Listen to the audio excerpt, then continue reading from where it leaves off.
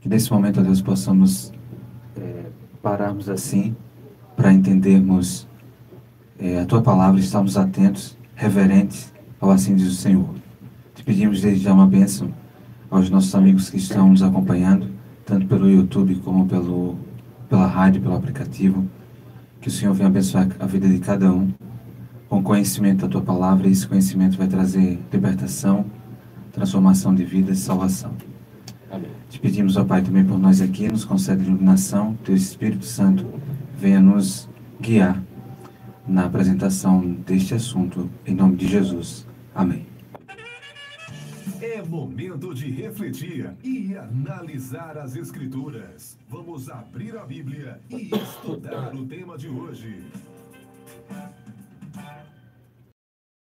Voltamos aqui para mais um programa. Eu gostaria de saber como é que eu posso fazer a questão das perguntas. Posso fazê-las jogando? Uma para Paulo Henrique, outra para Grace, e Leandro faz as perguntas. Faz as 5 primeiras perguntas, Certo? certo? Você pode lançar as perguntas assim e... O primeiro aqui quiser responder, né? O primeiro que Ó. quiser responder. Ok. Então, vamos entrar aqui. Só um segundo. Só lembrando que a série, né?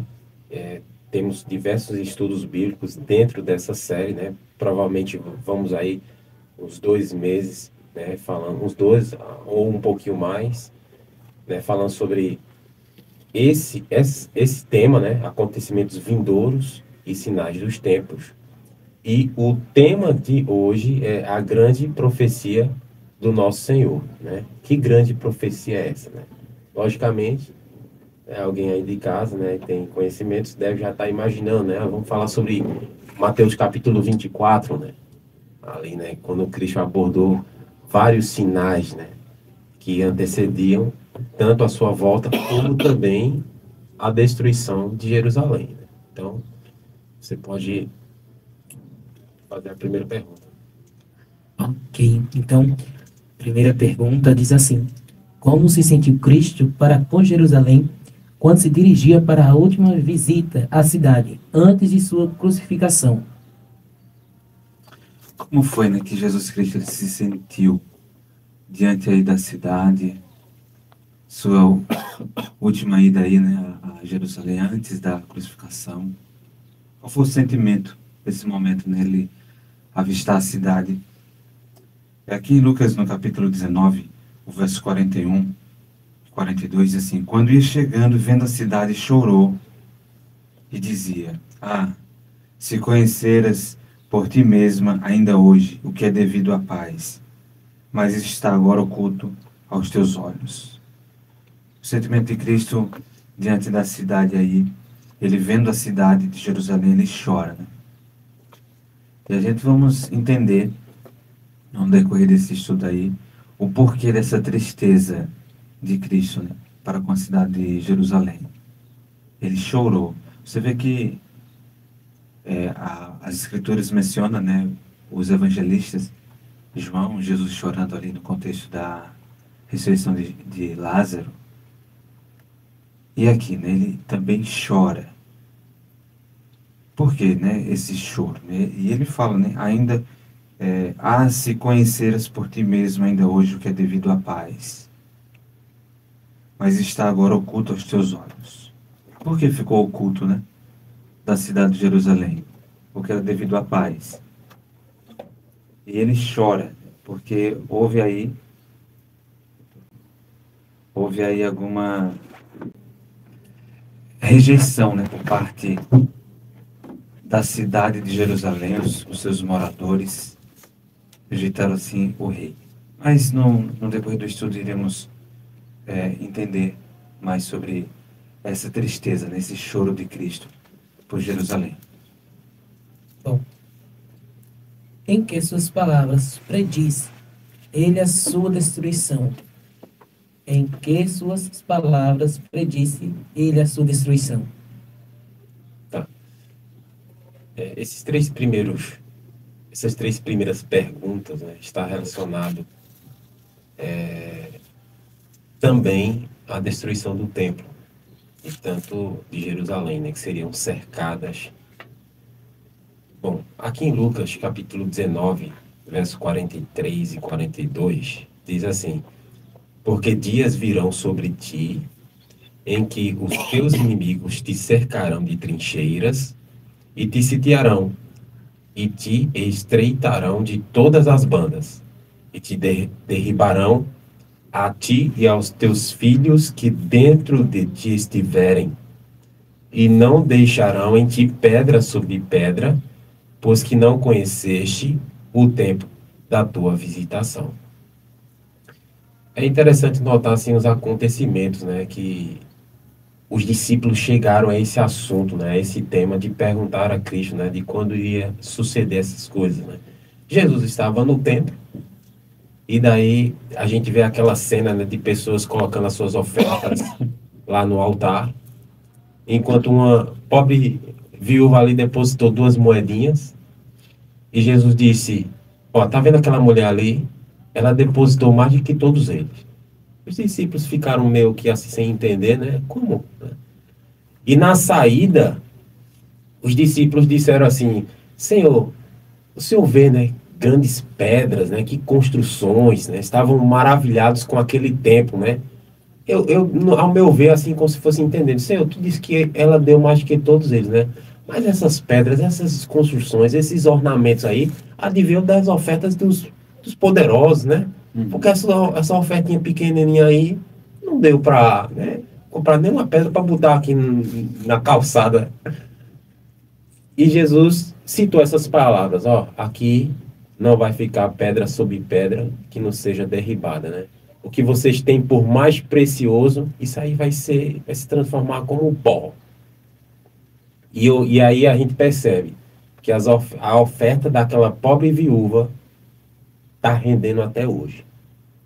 De fato, foi muito mais do que aquelas ofertas que foram dadas pelos ricos, né? Porque as ofertas que foram dadas pelos ricos, que adveio aqueles ornamentos todos, foram derribados. E a oferta dela está rendendo até hoje, está convertendo corações. Ela deu de coração, né? Ela deu de coração. Por Suas suas sobras, né? E ela deu de coração. Exatamente. E isso alarmou, né, Gleice? Quando falou da destruição do templo, que vai acontecer, né? Que vai ser destruído o templo, né? Então os discípulos ficaram...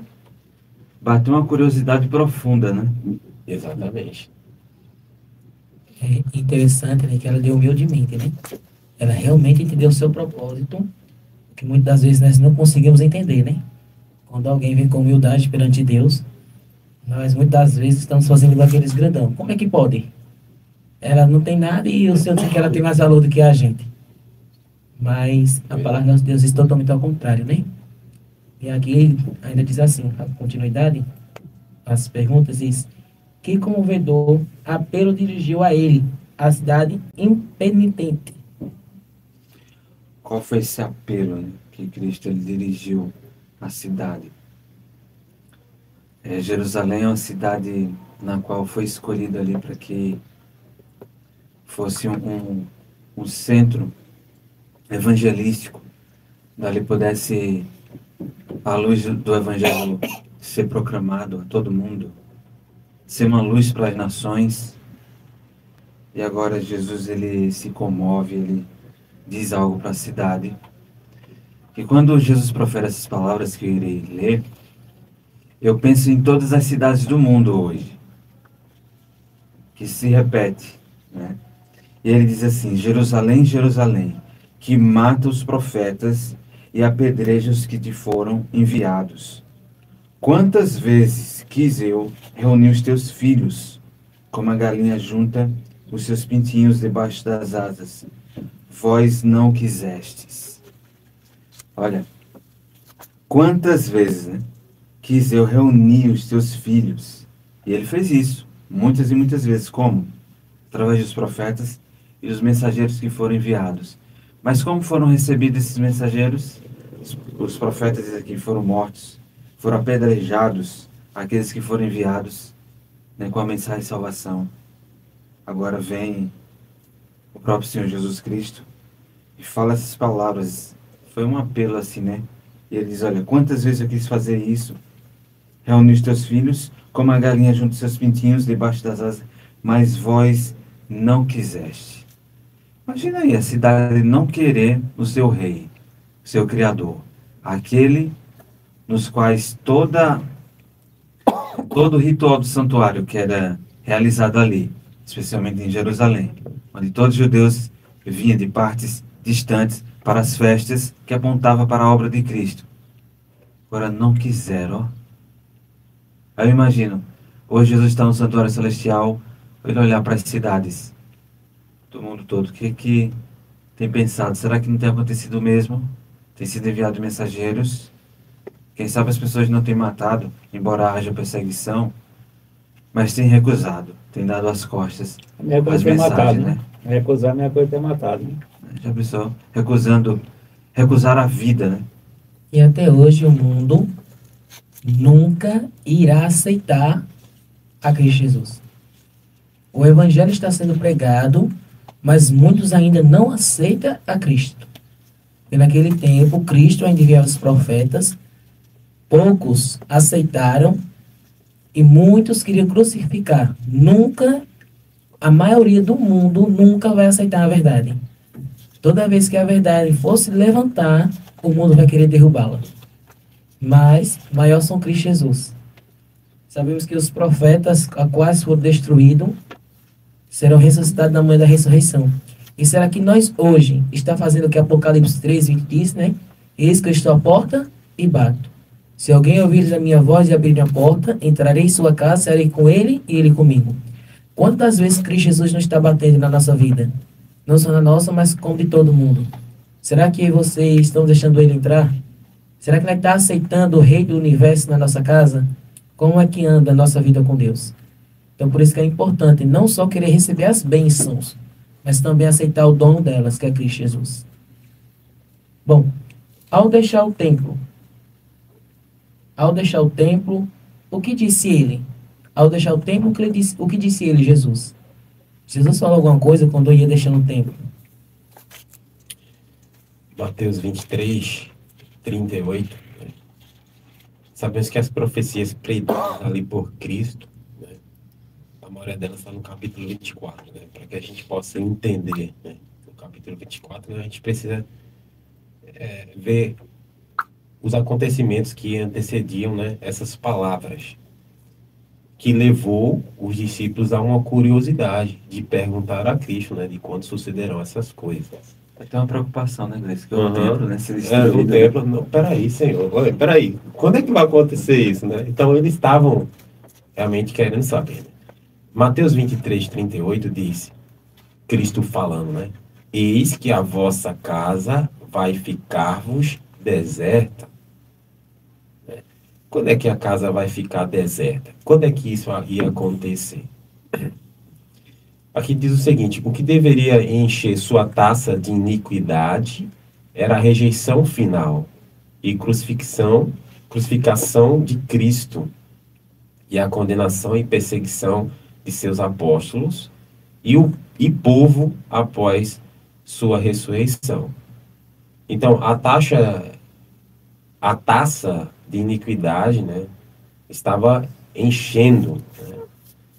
Então, eles estavam realmente já dando a sentença final, de que não, nós não queremos esse rei, nós não queremos aceitar, e foi por essa rejeição, né, rejeição a Cristo, né, porque tudo Cristo fez. E eles rejeitaram, recusaram, né, e daí Jesus predisse, né, a casa de vocês vai ficar deserta, né, porque vocês não querem se esconder debaixo das asas do Onipotente, né. Então, uma vez que eles estão desprotegidos, eles vão estar o quê? Vulneráveis, né? Aos povos ali ao redor, né? Ao comentar sobre isso, interessante quando o Cristo fala assim, né? A vossa casa ficará deserta, se referindo ao templo. O templo só era algo belo, vamos dizer assim. Só tinha beleza, o significado com a presença de Deus. Ao sair, já era, não tem nenhum valor. A mesma coisa é todos, vamos dizer assim, as casas de culto que hoje existem, se a presença de Deus não estiver ali, não vale de nada, né? Não vale de nada. E quando ele fala, a vossa casa ficará deserta, e como o Gleice mencionou aí, as perseguições que houve, mesmo depois da sua crucifixão, ao ele ressuscitar, subiu ao céu, os apóstolos continuaram a mensagem, pregar, houve perseguição aos apóstolos, né? Então veja a rejeição dele. E a grande misericórdia, ainda eu vou enviar mensageiros para as ovelhas perdidas da casa de Israel. Houve uma perseguição. Nós perseguimos até no fim. Pessoal, E quando fala, eu só me lembro daquele versículo bíblico, né? Que é lá em 1 Coríntios 6:19, que diz: por acaso não sabeis que o vosso corpo ele é templo do Espírito Santo? Então, o que aqui diz o quê? Aqui diz que a vossa casa vai ficar deserta.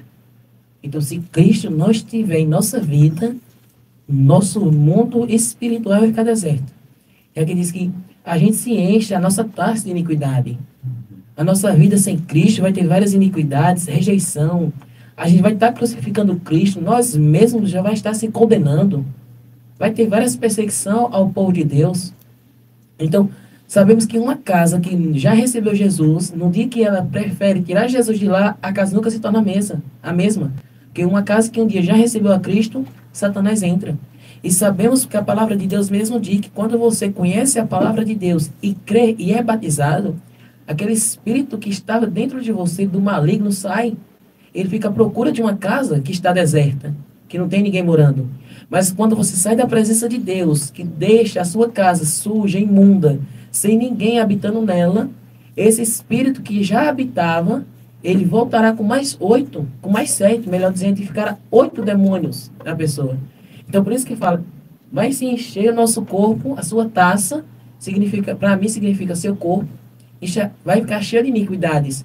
Que quanto mais longe de Cristo, você vai ficar difícil de chegar perto dele. Quanto mais você se enche da iniquidade, mais longe de Cristo você fica. Então, devemos tomar cuidado com isso, para que Deus, ele sempre permaneça em nossa casa e nosso mundo espiritual nunca fique deserto. Quinta pergunta diz assim: ao ouvirem essas palavras, que perguntas fizeram aos discípulos? Quando eles ouviram essas palavras, o que foi que perguntaram aos discípulos?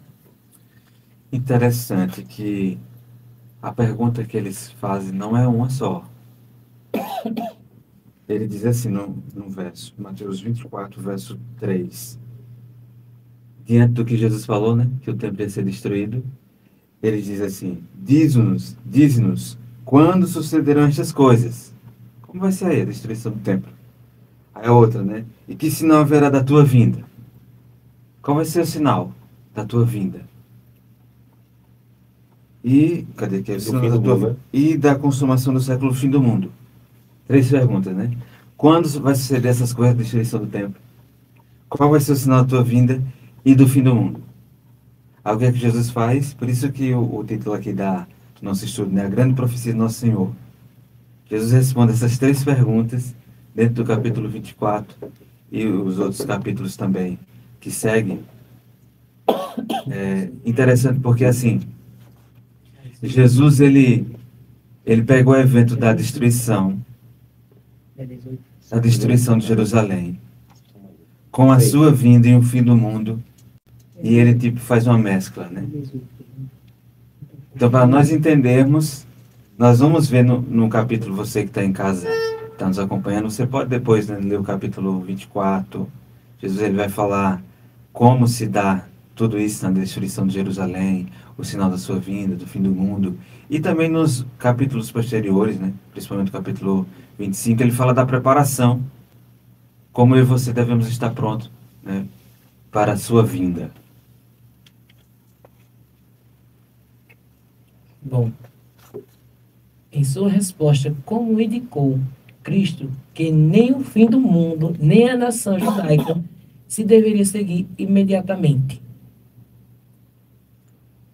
Em sua resposta, né, como indicou Cristo que nem o fim do mundo, nem o da nação judaica se deveria seguir imediatamente, né? Então, algumas coisas teriam que acontecer, né, antes disso, para que realmente isso pudesse, de fato, acontecer. Aí, Mateus 24, de 4 a 6, né, Jesus dá alguns sinais. E Jesus respondendo, disse-lhes: acautelai-vos, engane, porque muitos virão em meu nome, dizendo: eu sou o Cristo, e enganarão a muitos. E ouvireis de guerras e de rumores de guerras. Olhai, não vos assusteis, porque é mister que tudo isso aconteça, mas ainda não é o fim. Isso tudo vai acontecer, né? Cautelai-vos que ninguém vos engane, né? Olha o fim do mundo. Espera aí. Tá? Não é assim não, né? Quais são os sinais, né? Que vai apontar de que realmente o fim do mundo está próximo, né? Porque é mistério que tudo isso aconteça, mas ainda não é o fim. O fim ainda vem. O que disse ele das guerras?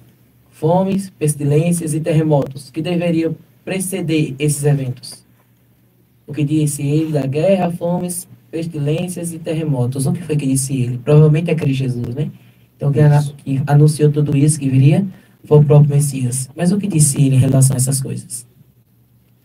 É interessante que os sinais que ele menciona, tanto aconteceu antes da destruição de Jerusalém, como tem acontecido também antes da destruição desse mundo, porque ele pegou os dois eventos, a destruição de Jerusalém com a destruição, com o fim deste mundo, e juntou, né, os dois acontecimentos.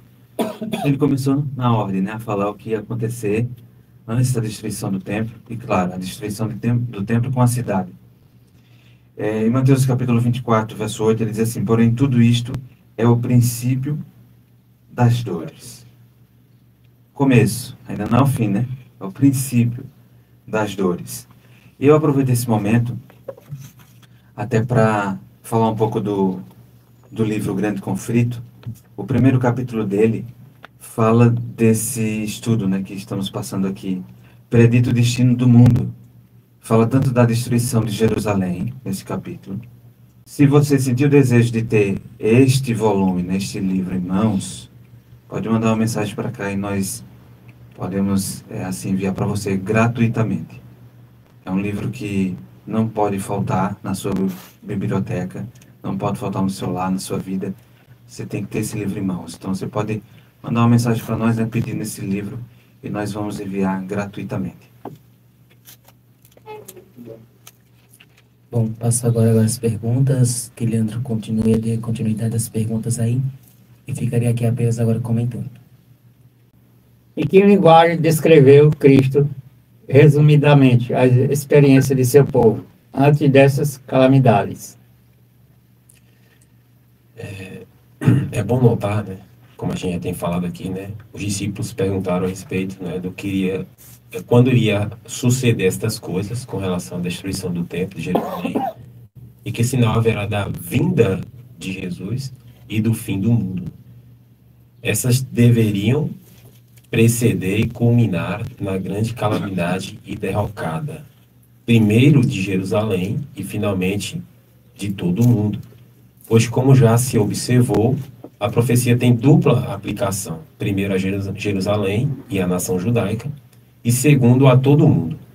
A destruição de Jerusalém, por sua rejeição de Cristo em seu primeiro advento, é um tipo da destruição do mundo no final, por ter rejeitado a Cristo, recusando ouvir a última mensagem de advertência enviada por Deus para preparar o mundo para o segundo advento de Cristo. E daí, respondendo a sua pergunta, em que linguagem descreveu Cristo resumidamente as experiências de seu povo antes dessas calamidades, né? Eles precisariam estar alertas quanto a tudo isso, porque iria vir algo sobre eles, né? Ou seja, uma perseguição. Então, Mateus 24, 9 a 12 diz: então vos hão de entregar para seres atormentados, e matar-vos-ão, e sereis odiados de todas as gentes por causa do meu nome. Nesse tempo, muitos serão escandalizados, e trair-se-ão uns aos outros, e uns aos outros se aborrecerão. E surgirão muitos falsos profetas, e enganarão a muitos. e por se multiplicar a iniquidade, o amor de muitos esfriará. Essa semana eu vi um vídeo, né, de um tal senhor lá que se diz ser pastor, né, esses tal pastores da internet. Né? Aí eu me lembrei, e ele estava falando coisas contrárias à Bíblia. E quando você ia nos comentários, eu gosto desse pastor, eu amei esse pastor, é verdade. Meu amigo, você não conhece a Bíblia, né, para poder definir, saber o que é certo e o que é errado. Falando coisas que a Bíblia não disse. E daí eu lembrei daquele texto, né, que muitos procurarão pastores para si para dizer aquilo que lhe agrada, né? As pessoas não querem ouvir aquilo que...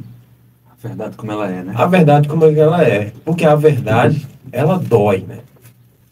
É melhor... Tem até um pensamento pessoal dizer, é melhor a dor da verdade do que como é que se diz, né? O conforto, a maciez da mentira. Mais ou menos assim, né? Então, vão perseguir por quê? Porque eles vão odiar, né, aquelas pessoas que estão seguindo a verdade, seguindo a Cristo, né? Se perseguiram a Cristo, vocês serão perseguidos por causa do meu nome. As pessoas não querem servir a Deus, essa é a verdade, né? E o nome sempre está ligado ao caráter, né? Não é um nome em si, simplesmente porque professou o nome de Jesus, né?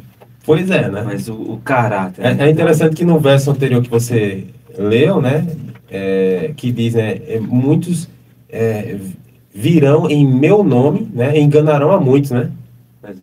Então, tem muitas pessoas que estão usando o nome de Jesus, não é usar o nome de Jesus, né? Mas sim representar o caráter de Cristo, né? Se a pessoa que realmente está ali passando a mensagem, de fato, representa a Cristo e reflete o caráter dele. Porque não é só pregar, né? Teve uma pessoa que uma vida toda errada. Disse, meu amigo, você está fazendo uma coisa errada. Eu estou pregando o evangelho. Eu disse, desse jeito não se prega o evangelho desse jeito, né? Você está jogando o nome do Senhor e Deus em vão, né?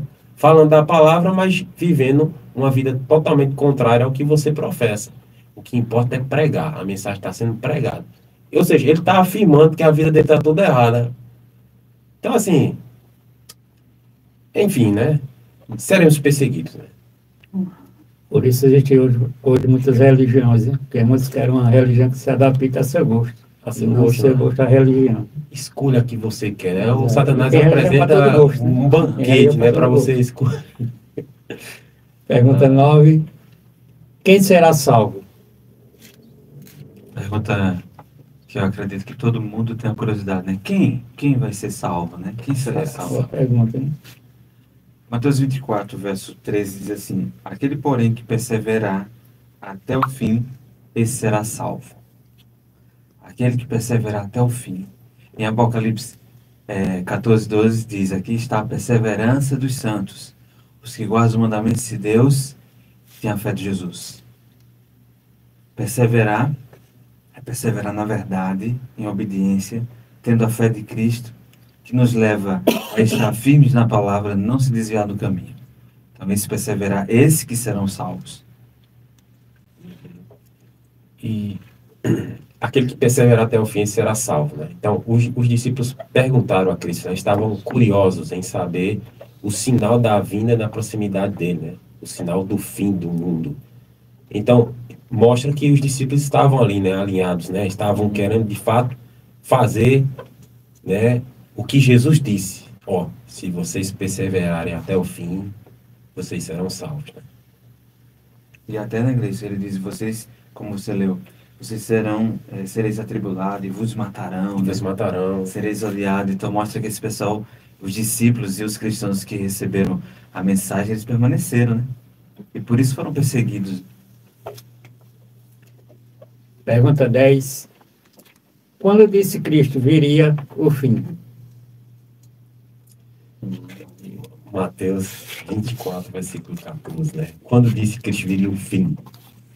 Ó, que diz assim: e este evangelho do reino será pregado em todo o mundo, em testemunha a todas as nações, então virá o fim. Então virá o fim, né? Este evangelho. Que evangelho é esse? O evangelho de Cristo, né? As boas novas de salvação, Evangelho né? eterno. O evangelho eterno, né? O verdadeiro evangelho. E daí, aqui tem uma nota, bem interessante, ó. No ano 60, antes, nesse caso depois de Cristo, né? Isso. Paulo levou o evangelho a Roma, então a capital do mundo. Em 64, né, depois de Cristo, escreveu ele aos santos da casa de César, Filipenses 4:22. E no mesmo ano diz ele que o evangelho fora pregado a toda criatura que há debaixo do céu, Colossenses 1:23. Pouco tempo depois, outubro de 66 depois de Cristo, os romanos começaram seus ataques contra Jerusalém e 3,5 anos mais tarde ocorreu a destruição da cidade e da nação judaica no notável cerco de 5 meses sob a chefia de Tito, na primavera e no verão de 70 anos depois de Cristo.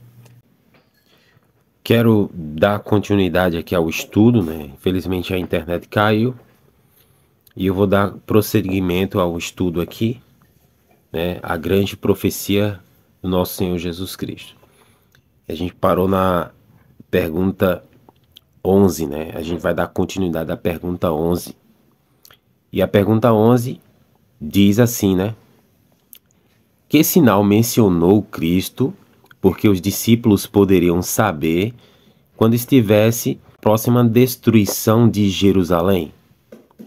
Que sinal mencionou Cristo porque os discípulos poderiam saber quando estivesse próxima à destruição de Jerusalém? E daí a gente vai lá para Lucas 21:20, que diz: mas quando virdes Jerusalém cercada de exércitos, sabei então que é chegada a sua desolação. E quando os discípulos poderiam saber, né, quando estivesse próximo à destruição de Jerusalém, quando os exércitos estivessem cercando, né, ou Jerusalém estivesse cercada de exércitos, então eles deveriam saber que era chegada a destruição de Jerusalém. A 12ª pergunta do nosso estudo diz: quando vissem esse sinal, que deveriam os discípulos fazer? Quando vissem esse sinal, que deveriam os discípulos fazer? E daí São Mateus 24, verso 15 e 16, diz: quando, pois, virdes que a abominação da desolação de que falou o profeta Daniel está no lugar santo, quem lê entenda, então os que estiverem na Judéia fujam para os montes. Então, o que é esse abominação da desolação? Pois quando virdes a abominação da desolação que falou o profeta Daniel, estar no santo lugar, então, o que é que eles deverão fazer, os que estiverem na Judéia? Fugir para os montes. Então, quando os exércitos ali estiverem cercando ou cercado Jerusalém, né, é chamado de abominação da desolação, porque haveria tal destruição, né? E diz aí, né, como profetizou o profeta Daniel, está no lugar santo, né, as imediações ali do muro é chamado também de lugar santo. Então, quando os exércitos estiverem sobre aquela redondeza, era momento dos cristãos fugirem. Mas vocês devem estar se perguntando, ora, se está cercada, como fugir? Né? Foi um sinal que Cristo deixou. E aqui tem uma nota que diz assim: em outubro de 66, da era cristã, quando Sestio atacou a cidade, mas por motivo ignorado, retirou-se rapidamente o seu exército. Os cristãos viram nisso o sinal predito por Cristo e fugiram. Após o recuo de Sestio, diz Joséfo em suas Guerras Judaicas, capítulo 20, que muitos dos mais eminentes dos hebreus fugiram da cidade, como saíssem de um navio preste a submergir. É fato notável que no terrível cerco ocorrido 3,5 anos mais tarde, sob o comando de Tito, nenhum cristão sequer, quanto que se saiba, perdeu a vida. Enquanto 1.100.000 judeus se afirma terem perecidos. Temos aqui uma lição muito incisiva do valor e a importância de estudar as profecias e crer nelas, e dar ouvidos aos sinais dos tempos. Os que creram no que Cristo disse e observaram o sinal que ele havia predito foram salvos, enquanto os incrédulos pereceram. Assim será no fim do mundo. Os vigilantes e crentes serão libertos, enquanto descuidosos e incrédulos serão apanhados de surpresa. E daí você pode ver lá em Mateus 24, 36 ao 44, São Lucas, capítulo 21, 34 ao 36, 1 Tessalonicenses 5, de 1 a 6. Então, por um motivo, né, Sestio recuou com o seu exército. Tudo indica que foram ali uma troca de imperadores, e daí o exército voltou, né? E daí os cristãos viram nisso o sinal que Cristo tinha predito, né? Então, como eu tinha perguntado antes, né? Como fugir se a cidade está cercada de exércitos? Mas houve esse recuo, né? Sestio retirou-se rapidamente, e daí os cristãos, né, fugiram. Os judeus, né, por sua vez, perseguiram e comemoraram, achando que Deus o havia livrado, né, e eles comemoraram isso. Então e aí aconteceu de que eles morreram, né, porque 3 anos e meio mais tarde, né, agora pelo comando de Tito, muitos judeus pereceram naquele cerco de Jerusalém. Pergunta 13, né? Qual o sinal aparecesse? Quando o sinal aparecesse, quão presto deveriam fugir? Então, quando isso acontecesse, né? Que fosse Jerusalém cercada de exércitos, então, quão presto deveriam fugir? Então, e você já sabe, né? Lá em Mateus 24, 17 e 18, diz: e quem estiver sobre o telhado, não desça a tirar alguma coisa de sua casa. E quem estiver no campo, não volte atrás a buscar os seus vestidos. Então, quão precisa era essa profecia e esse mandado de Jesus Cristo, né? Fugir. Era fugir. Esse sinal, né, quando aparecesse, o que é que os cristãos deveriam fazer? Fugir.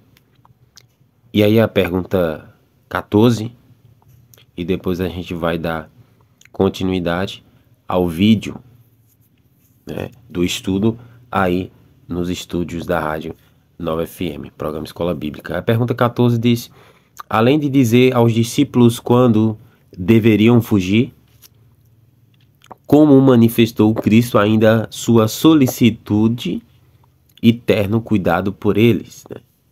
Além de dizer aos discípulos quando deveriam fugir, como manifestou Cristo a sua solicitude e terno cuidado por eles. Mateus 24, 20 diz: e orai para que a vossa fuga não aconteça no inverno nem no sábado.